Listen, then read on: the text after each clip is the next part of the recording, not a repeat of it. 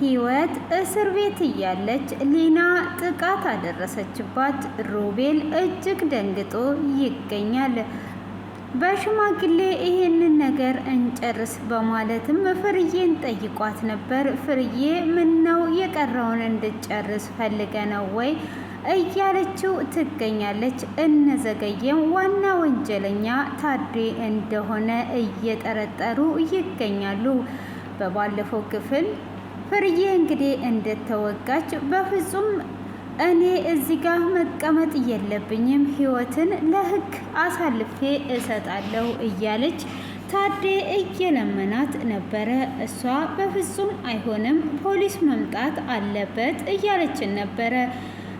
ዘገየም እንግዲህ ማርታ ጋር ስልክ እያወራ ስለነበረ እዛ ቤት የሆነ ከባድ ችግር የተፈጠረ አለ፣ ስለዚህ ሄጄ ማጣራት አለብኝ በማለትም ለአለቃው መልእክት አስተላልፎ አንተ ማርታን ለማየት እንጂ እውነት ወንጀለኛ እዛ ቤት አለ ብለክ አይደለም፣ አንተና ማርታ ትክክለኛ ፍቅር እንደጀመራችሁ አውቃለሁ ብሎ ሲለውም ከመቼ ጀምሮ ነው እኔ በስራዬ ላይ እንደዚህ አይነት ነገር የማደርገው አለቃ ብሎ ሲለውም ፍቅር እውር ነው እያለውን ነበረ። ዘገየም እየተናደደም ቢሆን ወደ ቤት መጥቶ ነበረ።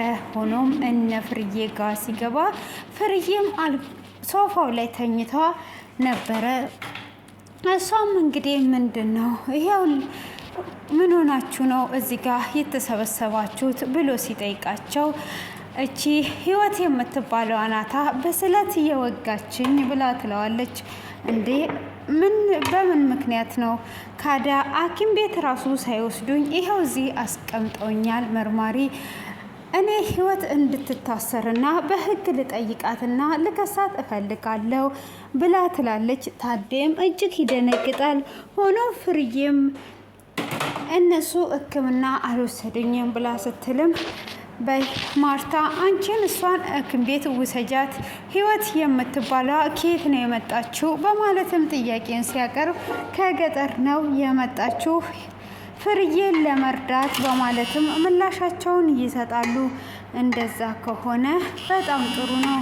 እሺ አሁን መሄድ አለብን ህይወት ማለት አንቺ ነሽ ብሎ ይላታል። አዎ እሺ በቃ አሁን ወደ እስር ቤት ትሄጃለሽ፣ አንቺም ታዴም ተነሱ በማለትም ይጠይቃታል። እሷም እንግዲህ ብትደነግጥም እሺ በማለት በመስማማት ትሄዳለች። ሆኖም እየሄዱ እያለ ሮቤል መንገድ ላይ ይመጣባቸዋል። ሮቤልም ህይወት ስታየው ፈገግ ብላ ሰላም ትለዋለች። እሱም እንግዲህ አላስተዋልኳችሁም ነበር ብሎ ሲልም ታዴም ማስተዋል ነበረብህ፣ እንዴት ነው ዝም ብለህ እንደዚህ የምትሄደው በማለትም ሲናገረው ሀይ አሁን አንተ ህይወትን የታውቃታለህ ብሎ ሲለውም ህይወት እነሱ ጋር ከገጠር መጥታ እንደምትሰራ ነው የማውቀው ብሎ ይለዋል። በል አንተም ለምርመራ ትፈለጋለህ፣ አንተንም ይዤ መሄድ እፈልጋለሁ ብሎ ሮቤልንም ይዞት ይሄዳል። ሮቤልንም እንግዲህ ጥያቄ ሲጠየቅ ህይወትን የታውቃታለህ፣ ህይወት ምን ናት በማለትም ሲጠይቀው ህይወት ፍቅረኛዬ ናት፣ ፍርዬን ለመርዳት ከገጠር ነው የመጣችው ብሎ ይለዋል። ስለዚህ ዳጊ የሞተ ቀን እሷ አይቷለች ብሎ ሲልም እኔ አላቅም፣ እሷ ምንም ያየችው ነገር የለም፣ ልጅቷ እንደዚህ የምታደርግ ልጅ በሰው ላይ ጉዳት የምታደርስ አይደለችም፣ ልጅቷ ምስኪን ናት ብሎ ይነግረዋል። በፍጹም እንደዛ አይደለም፣ ስለዚህ ካዳ በስለት ወቅቶ ጉዳት አያደርሱም ማለት አይከብድም ብሎ ይለዋል። ስለዚህ ስለሷ ያለውን ነገር ንገረኝ ሲል እኔ ምንም የማውቀው ነገር የለም፣ ከገጠር መጥታ እዚህ እንደምትማር ነው። ካዳ እንዴት ተዋወቃችሁስ? እንዴትስ ፍቅረኛ ልታደርጋት ቻልክ? በማለት ሲጠይቀው የተዋወቅነው ኮሌጅ ነው። ስለዚህ ፍቅረኛዬ ላደርጋት ያልኩት በዝምተኛነቷና በጸባይዋ ወደድኳት፣ ከዛ በስተቀረ ስለሷ ምንም ነገር አላቅም፣ ከገጠር መምጣቷን ብቻ ነው የማቀው ብሎ ይለዋል።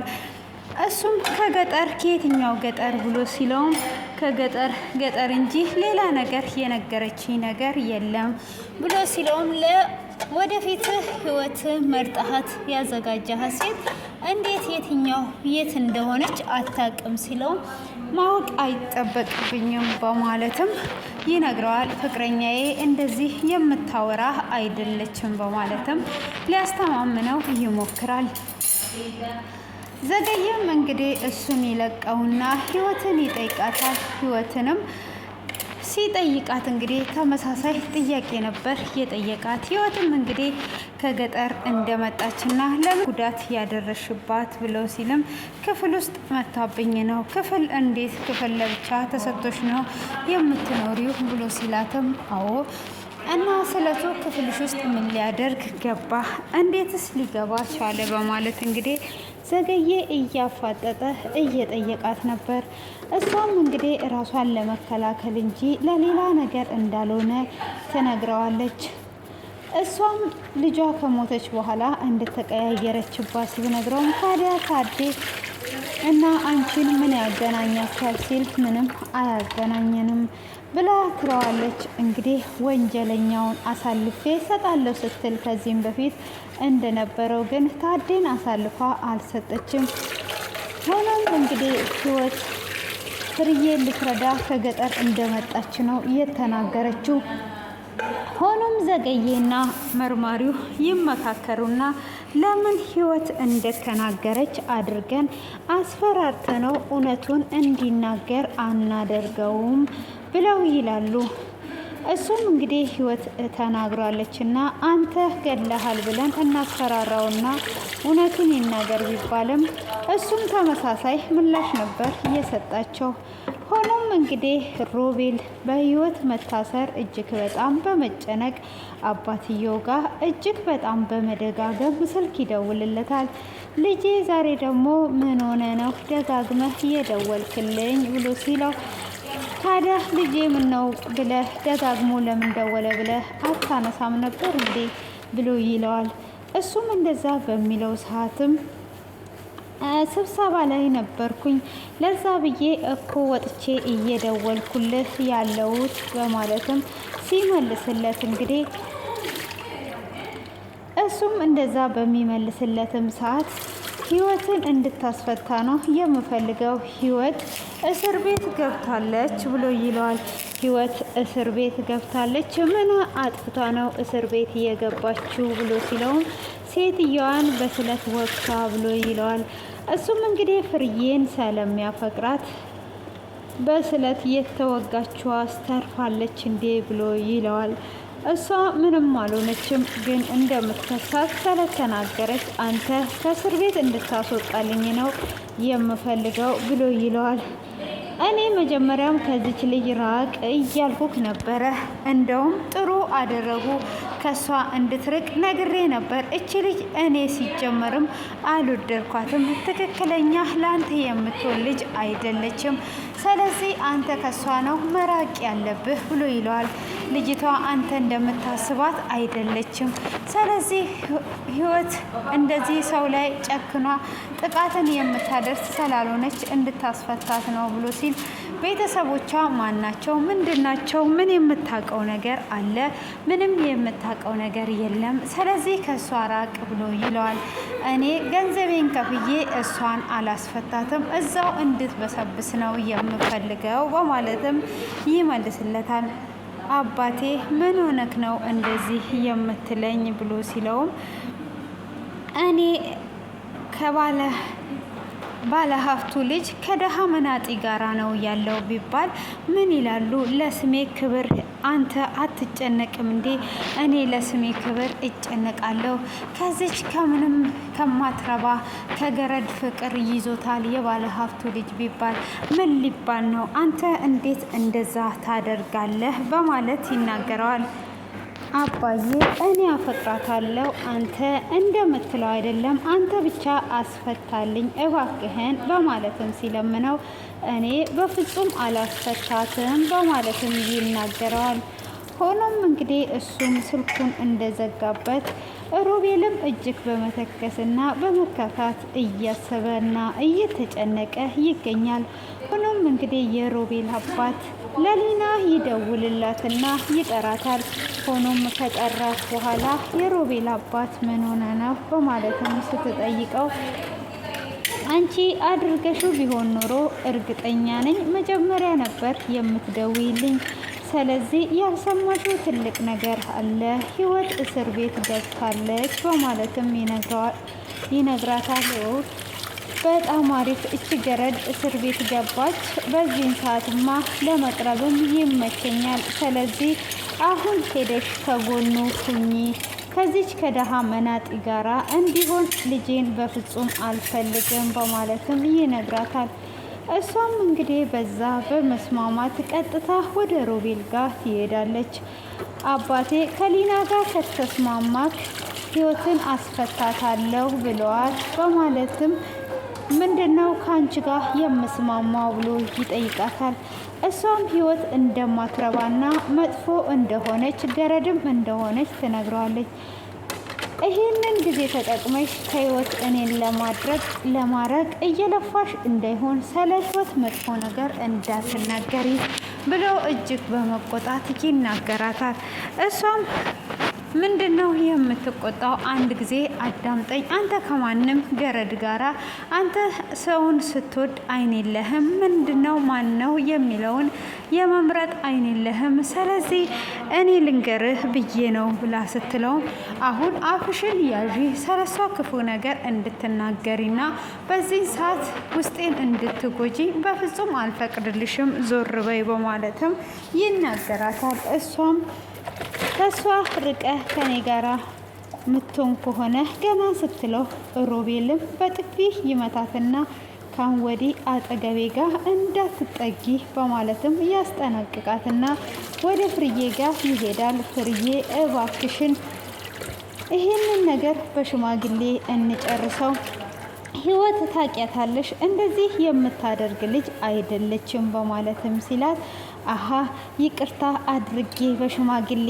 እንጨርስና የጀመረችኝን ወይን መታት ጨርሰኝ ወይም ደግሞ ሌላ ሰው እንድትወጋ ፈልገ ነው ብላ ስትለው በፍጹም እሷ እንደዚህ የምታደርግ ልጅ አይደለችም እና እባክሽን በማለት ይማጸናታል። እንደውም ሌላ ወንጀል ተገኝቶባት እዛው እስር ቤት ብትበሰብስና ባሌን ቶሎ ለቀውልኝ ካለሷ ህይወት ዘና ብዬ ብኖር ደስ ይለኛል ብላ ትለዋለች። ማርታም በዛኑ ሰዓት እውነት ነው እኮ ፍርዬ፣ ተስማምተን ሁሉንም ነገር በሽማግሌ ብንጨርሰው ይሻላል በማለትም ስትናገር ጭራሽ አንቺም የነሱ ወገንተኛ ሆነሽ ልትከራከሪ ነው፣ በይዞር በይ ትላታለች። እሷም እንግዲህ ሮቤልን ለመሸኘት ስትወጣ ሮቤል ለምን በገንዘብ አንጨርስም ብላ ትለዋለች። ይህንን ነገር እኔ ማድረግ አልችልም፣ አባቴ ነበር ይህን ነገር ማድረግ የሚችለው። ሆኖም እኔ እሷን ለማስፈታት ያላደረኩት ጥረት የለም፣ አባቴም በፍጹም ብሎኝ እምቢ አለኝ ብሎ ይላታል።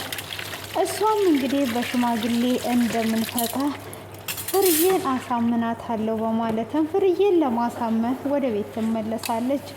ሆኖም እንግዲህ ሊና በጥፊ ስለተመታች እጅግ በንዴት የሮቤልን አባት ትጠራዋለች። የሮቤልንም አባት እንደጠራችው ይሄ ልጅክ በፍቅር ታውሮልሃል፣ እንዴት ነው እንደዚህ በፍቅር የታወረው ከዚች ከገረድ ብላ ትለዋለች። እኔ እኮ ነግርሻለሁ ልጁ በሰላም አይመስለኝም፣ የሆነ ነገር አድርጓበት እንጂ በሰላምማ ቢሆን እንደዚህ አይሆንም። ስለዚህ የሆነ ነገርማ አድርጓበታለች ይላታል።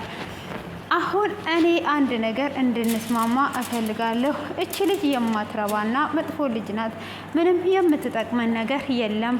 ስለዚህ እሷን አሁን እዛ እስር ቤት እያለች እስከ መጨረሻው ድረስ እናስወግዳት ትለዋለች። የሮቤልም አባት እጅግ በጣም ደስተኛ በመሆን እሺ ብሎ እየተስማማ ይገኛል። ሆኖም እንግዲህ ዘገዬ አሁን እዚህ ጋር ስለማይናገሩ ለብቻቸው ሳይሆን ወደ ዋናው እስር ቤት ወስደን ፈርተው እንዲናገሩ እናድርጋቸው በማለት ወደ ማረፊያ ቤት ይወስዷቸዋል። እነሱም እንግዲህ እዛ እንደወሰዷቸው ህይወትም እዛው እንደገባች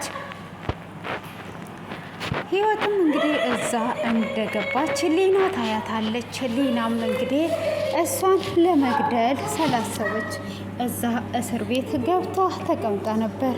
ሆኖም እንግዲህ ስለት ወስዳ ህይወትን ልትወጋት ሙከራ እያደረገች ክፍሉ በዚህ አይነት ተጠናቋል።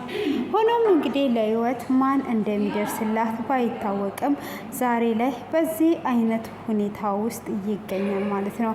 ሆኖም እንግዲህ ህይወት ምንም ባላጠፋችሁ ለመቀጣት ዝግጁ ሆና ትገኛለች። እጅግ በጣም የሚያሳዝነው በጣምም የሚገርመው እንግዲህ አባቷን አሳልፋ አለመስጠት ብላ ራሷን እንግዲህ አደጋ ላይ እየጣለች ትገኛለች። ሊናም እንግዲህ የሀብታም ነገር ብር አይኗን ስላሳወራት በስለት ልትወጋት ተነስታለች። ፍርዬም እንግዲህ የታዴ ልጅ ስለሆነች ነው እንደዚህ የጨከነችባት ማለት ነው።